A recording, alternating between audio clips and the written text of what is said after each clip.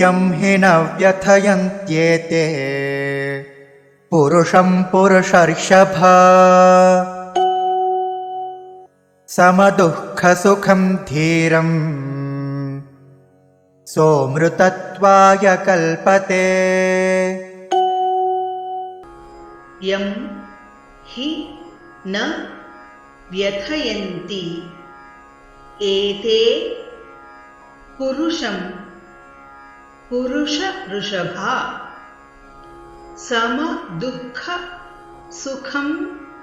धीरं सः अमृतत्वाय कल्पते।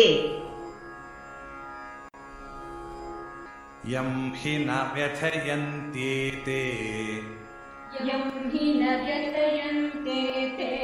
पुरुषं पुरुषर्षभा समदुःखसुखं धीरं सोऽमृतत्वाय कल्पते। यं हि न व्यथयन्त्येते पुरुषं पुरुषर्षभा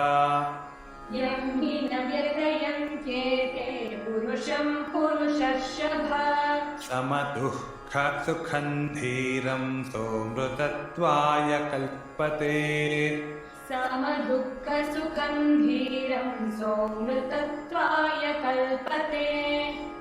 यं हि न व्यथयन्त्येते पुरुषं पुरुषर्षभा समदुःखसुखं धीरं सोऽमृतत्वाय कल्पते।